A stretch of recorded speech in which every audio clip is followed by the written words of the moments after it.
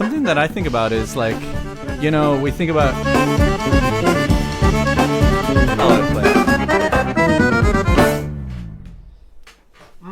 And it's done. Great job, fellas. So good. Yeah.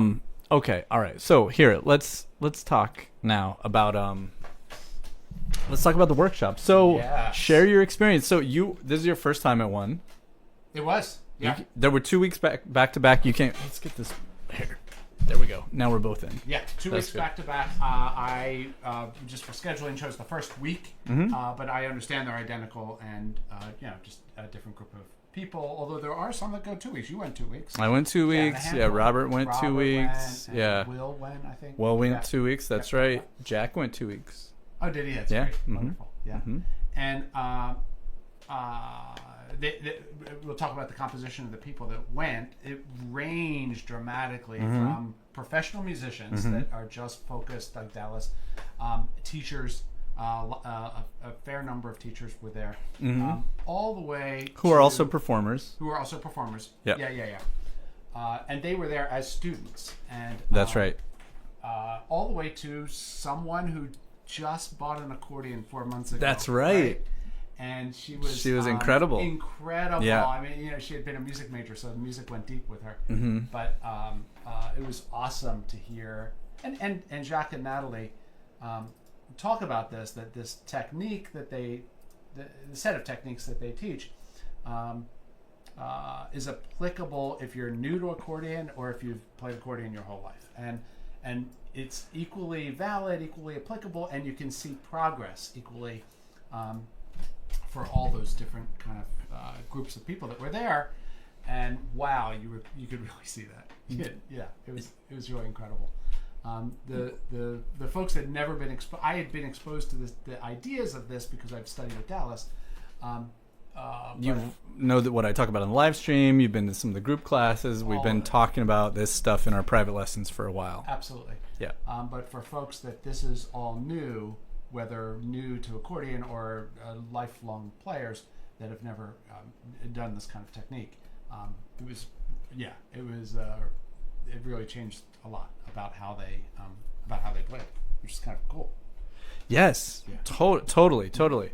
And so, as somebody who had only experienced it, sublimated through me, and then which I teach it I share it, I should say, completely different than how they show you, right?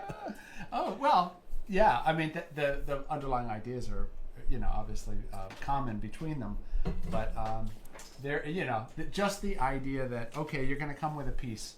Make it simple. I originally was thinking about a big musette, and don't think about a big musette. No. Come with something really straightforward, and don't think you're going to get past the first line. Maybe you'll get past the first line. Oh yeah. I know it's right. It's so insane. It's so insane because you really have to learn what you're there to learn. You're just like, okay, we're going to take this first phrase, and we're going to spend 20 hours taking it apart. Which, to me, being a student of music and enjoy that deconstruction of what makes it sound so good, I loved it all, Yeah. So it's great. Absolutely. Yeah, you had a good idea of what you were getting yourself into. You had you knew it was going to be. Yeah. Absolutely. Yeah. Yeah. So I want to ask you a couple specific questions. So the week we arrive Monday. Most people, if you're staying at the hotel, which the majority of people stay at the same hotel that the classes are taught at, you check in. Maybe you came Sunday, or if you arrive Monday, you check in that morning, if you can. Although John wasn't able to, but then at 2 p.m. we had the orientation class, which is hello. I'm Jacques. I'm Nathalie. I'm Kayla. And here's Dallas. And then immediately, what happens after that? Immediately, had I not been prepared, yeah, immediately would have been pure terror.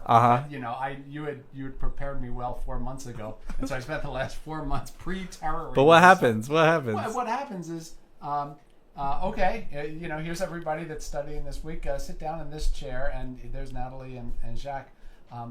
play your piece. That's right. And In front of everybody. In front of everybody. Yeah. And they're recording it, of course. Uh-huh. And you're doing your best to kind of remember how it goes. You And know, they're at this examination table, like they're sitting at this table, like the Last Supper.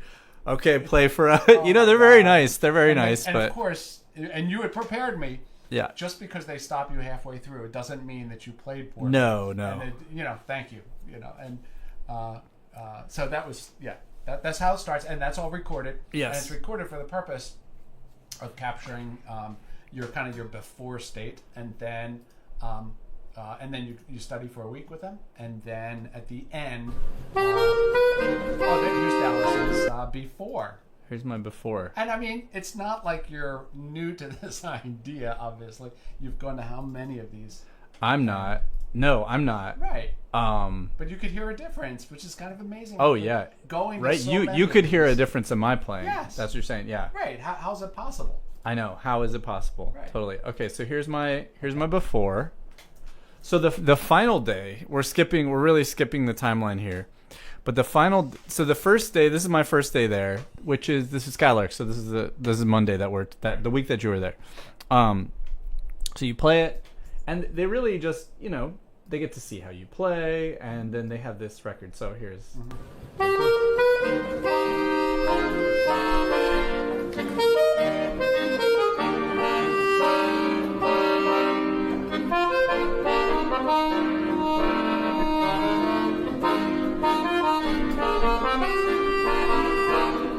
Absolutely lovely. Right. Thank you. And I brought this particular piece because I'm working on the Frank Morocco stuff, and most of the stages that I've done with them have been on freebass. Mm-hmm. And Stradella is just a really different thing. And over the last couple of years that I didn't see them, I spent a ton of time on my Stradella stuff. Yeah. In this Frank Morocco style.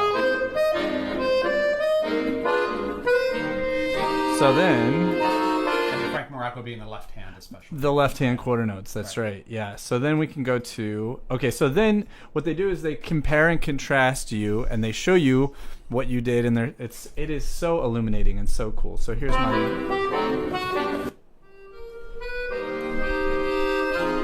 Slow it down, too.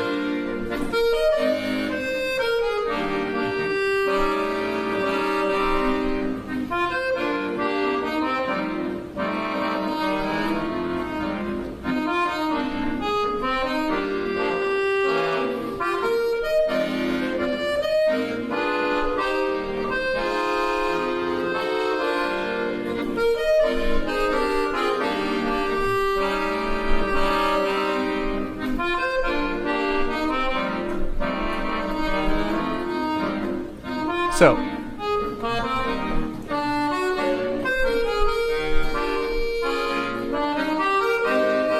if I remember correctly, I play it the best in the last A out. Because it's essentially the same simple 8 bars over and over.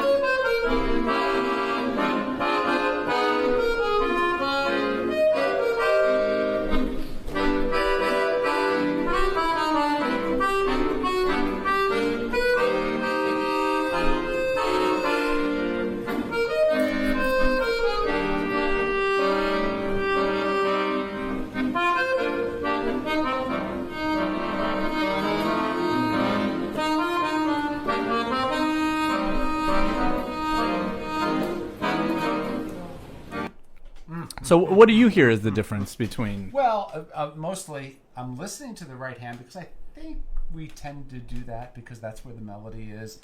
And that's where a lot of the expressiveness comes in. It's only supported by that expressiveness in the left hand. So I was paying attention to the right hand, and it was telling a better story. It was like, yeah.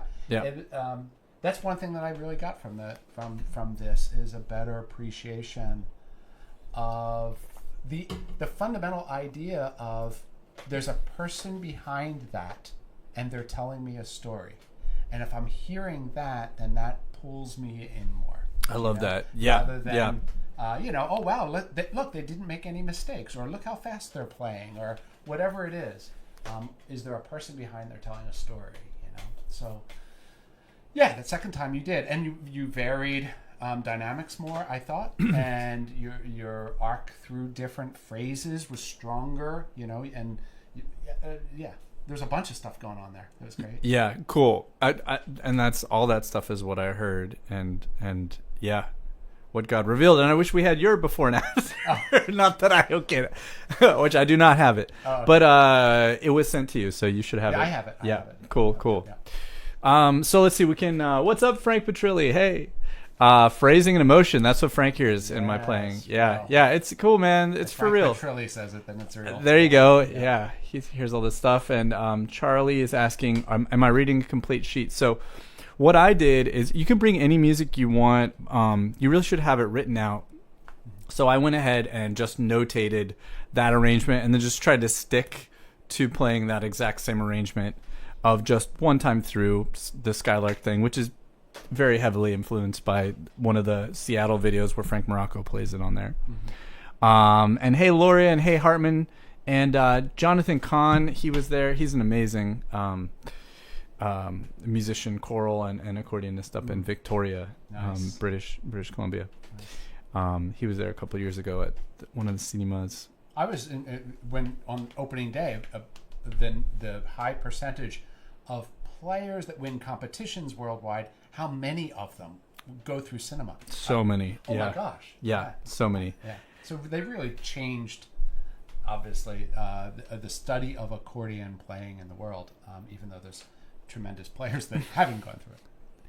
Yeah. I think there are some similarities across a lot of different, schools of thought and teachers and stuff. Sure.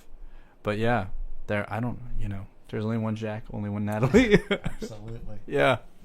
So okay. So then, after you do that, then the rest of the week is pretty formulaic. You have a 9 a.m. You have a group class, and there are 2 levels of that. So it's essentially returning students. People have been there before and have taken their stage, their group class. If you have, then you go with the advanced people, and if you are new,